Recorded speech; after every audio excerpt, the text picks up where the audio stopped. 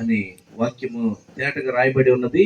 ఈ వివాహ సందర్భంలో ఈరోజు ఎంగేజ్మెంట్ గనక వీళ్ళిద్దరూ ఈరోజు ఒకరికి ఒకరు ముందుగా కలవబోతున్నారు కదా. మన వాక్యం చదువుకున్నప్పుడు ముందే ఆదాము ప్రక్కటెముకలో ఎముకు ఎవరండి? స్త్రీ, అవగారు. ఇప్పుడు ధనరాజు ప్రక్కటెముకలో ఎముక ఎవరు?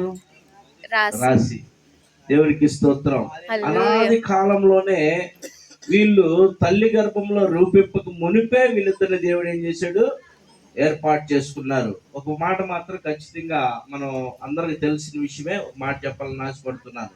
ఒకరి ఇల్లు ఒకరికి అయింది కానీ, ఒకరి పొలం ఒకరికి అయింది కానీ, ఒకరి భార్య మాత్రం ఒకరికి కాదు. ధనరాజుకి రాసి పెట్టినటువంటి రాశి ఈ యొక్క దినము వీరిద్దరు కూడా ఎంగేజ్మెంట్ చేసుకోబోతున్నారు. మంచిది. కొద్ది నిమిషాలు దేవుని వాక్యాన్ని మనం ధ్యానం చేద్దాం. అదే ఆదికాండం 24:50 వచనంలో ఏముందంటే చదవండి అమ్మ ఎవరైనా. ఆదికాండం 24 లాబానును బెతూయేలును ఇది యెహోవా వలన కలిగిన కార్యము. మేమైతే అవునని గాని కాదని గాని చెప్పజాలము.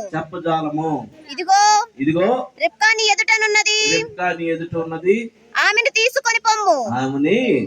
తీసుకొని పొమ్ము. చాలు. చూడండి, ఈ యొక్క వాక్య భావంలో ముందుకు వస్తే 1వ వచనం కాడ నుంచి ఆదికాండం 24:1 నుంచి చూస్తే నేను చెప్పుకుంటా పోతాను చదివిని గాని. చూడండి, అబ్రహాము వృద్ధాప్యంలో ఉన్నాడు. అబ్రహాంకి ఒక ఆలోచన వచ్చింది, నా కుమారుడికి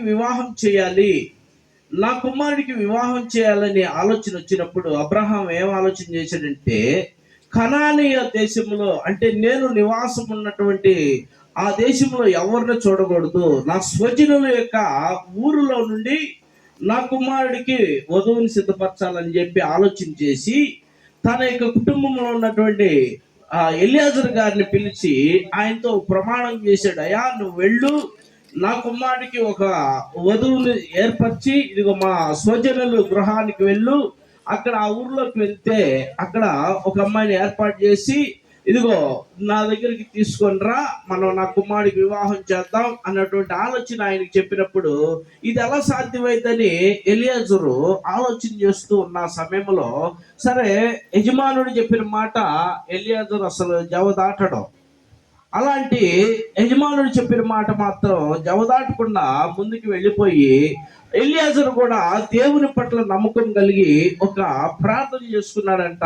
ఏ ప్రార్థన అంటే, అయ్యా, నా యజమానుడికి నేను ఏమైతే చెప్పలేకపోయాను ఎదురు, సరే నేను వెళ్తూ ఉన్నాను, నా యజమాను కుమారుడికి నేను వధువును సిద్ధపరచడానికి వెళ్తున్నాను, ఇదిగో నేను వెళ్ళే మార్గంలో నన్ను సంరక్షించి నన్ను పరామర్శించే అమ్మాయి ఎవరైనా కావచ్చు, ఆ అమ్మాయిని నేను నా యజమానుడి కోడలుగా తీసుకెళ్లాలనేటువంటి నిర్ణయం తీసుకున్నాడు, ప్రార్థన చేశాడు. ఆ రీతిలో ఆయన వెళ్తున్న మార్గంలో ఒక బాయకాడికి వెళ్ళినప్పుడు ఇదిగో రిబ్కా అంటే కడవతో ఆ స్పాట్కి వచ్చిందంట నీళ్లు తీసుకువెళ్ళటానికి. ఆ సమయంలో రిబ్కా ఈయన చూసినప్పుడు ఎవరండి అయ్యా మీరు అని అడుగుండొచ్చు మ్యాక్సిమం.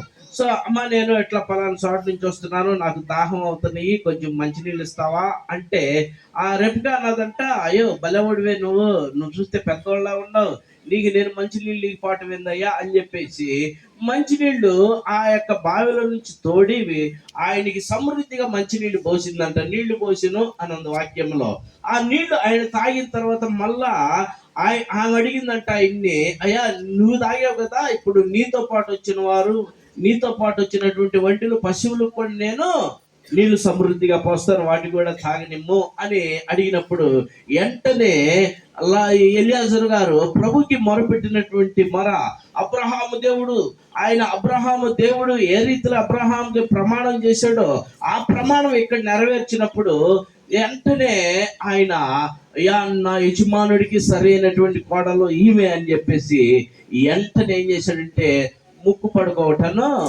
కడియాలు ఇచ్చారండి. మరి రాశికి ఇచ్చారో లేదు, వీళ్ళు ఇచ్చారండి ముక్కు పడక.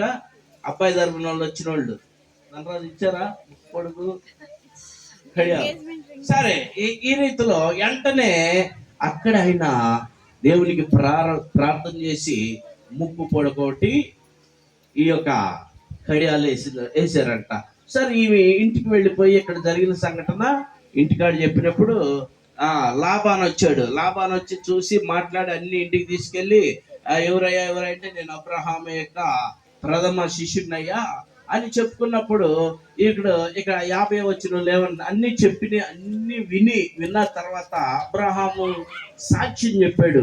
అబ్రహాముని దేవుడు ఎన్నుకున్నాడయ్యా, వెళ్ళమన్న స్థలానికి వెళ్ళమన్నప్పుడు దేవుడు అబ్రహాం వెళ్ళిపోయాడు, అబ్రహాముని ఆశీర్వదించాడు, వృద్ధాప్యంలో ఇదిగో కుమారుడిని కన్నాడు, ఆ కుమారుడికి ఇప్పుడు వివాహం చేయమన్నాడు, ఆ వివాహం చేయడానికి నేను మీ ఊరు వచ్చాను, దేవుడు సహాయం చేశాడు, నీ చెల్లెల్ని నా యజమానుడు కుమారుడికి వధువుగా తీసుకెళ్ళటానికి వచ్చాను అన్నప్పుడు లాబాను వాళ్ళ ఇంటి వారు అన్నారంట, ఏమన్నారు? అవునని గాని కాదని గాని అర్థం చెప్పటానికి మేము వీలు లేదు, ఇదిగో ఈ రెబెకాని మీరు తీసుకొని వెళ్ళిపోండి అని చెప్పారు. పిల్లారా చూడండి, ఇంతకు ముందు మనం చూసాం ఆ పెద్దలు, ఆ వాడ్రేవులో ఉన్నటువంటి పెద్దలు, ఈ కృపానగర్ లో ఉన్నటువంటి పెద్దలు ఇరువురు కూర్చొని సమాధానకరంగా ఇద్దరు వీళ్ళు వివాహం గురించి మాట్లాడుకొని చక్కగా సమాధానకరంగా లేచి ఇప్పుడు ఈ యొక్క రెబ్కా అనేటువంటి రాశిని ధనరాజు అనే ఇస్సాకుతో ఏం చేయబోతున్నారు? జత చేయబోతున్నారు. హల్లెలూయా. మంచిది. ఈ సమయంలో మరి దేవుడు వీళ్ళిద్దరిని కూడా ఆశీర్వదించి ధనరాజుని అలానే రాశిని విరువురిని జత చేయబోతూ ఉండగా వీళ్ళిద్దరు కూడా ఆశీర్వదించబడి దేవుని యందు భయభక్తులు కలిగి జీవించాలా. మొదటి మాట, అబ్రహాం ఏ రీతిలో ప్రార్థన చేశాడో ఆ ప్రార్థన ప్రకారం దేవుడు ఆయనకి దర్శనం ఇచ్చి ఆ దర్శనం ద్వారా ఇస్సాకును కన్నాడు. అలానే ఎలియాజరు కూడా ఏ రీతిలో అయితే ప్రార్థించి ఆ ప్రార్థన ద్వారా ప్రతిఫలం రెబెకాని ఏ రీతిలో యజమానుడి యొక్క కుమారుడికి కోడలుగా తీసుకువెళ్ళాలనేటువంటి విశ్వాసం ధరించాడు. ఈ యొక్క మధ్యాహ్న కాలంలో మన ప్రియులు అర్జున్ గారు, రాశి గారు ఇరువురు కూడా ఇప్పుడు ఇద్దరు కూడా జతపడిపోతున్నారు. కాబట్టి వీళ్ళిద్దరు కూడా మొదట దేవుని భయం కలిగి ప్రతి విషయంలో దేవునికి మొరపెట్టి దేవుని యొక్క మాట ద్వారా వీళ్ళు జీవించాలి. ముందు జీవితంలో ఇంకా చాలా వీళ్ళు అనుభవించాలి, పిల్లలు కనాలి, పెద్దలు చేయాలా, వాళ్ళకి ఇల్లు కట్టాలి, అన్ని సమస్తం చూడాలి. కాబట్టి మొదట వీళ్ళకి ఎవరు కావాలా? దేవుడు కావాలా. ఆ దేవుణ్ణి వీళ్ళు ఆహ్వానించుకోవాలా. వారి హృదయంలోకి, వారి గృహంలోకి ఏ పని చేసినా కూడా దేవుని ముందు పెట్టుకొని దేవుని యొక్క ఆ ఆజ్ఞానుసారంగా ఇది జరగాలని ప్రభు పేట నేను మీకు తెలియపరుస్తున్నాను. వాస్తవంగా ప్రార్థన జరిగిన తర్వాత ఇరువురు మాట్లాడుకుంటే బాగుండేదే, దాని ముందు ప్రార్థన చేసి ప్రారంభించారు. దేవునికి స్తోత్రం. ఈ రీతిలో ఇప్పుడు వీరిద్దరిని కూడా జతపరచబోతున్నారు కనుక వీళ్ళిద్దరూ దేవుని కలిగి జీవించాలని ప్రభు పేట తెలియపరుస్తూ ఈ మాటలు ముగిస్తున్నాను. దేవుడి కొద్ది మాటలు దీవించును గాక. ఆమె నాకు ఈ అవకాశం ఇచ్చినటువంటి కుటుంబ సభ్యులకు అలాగే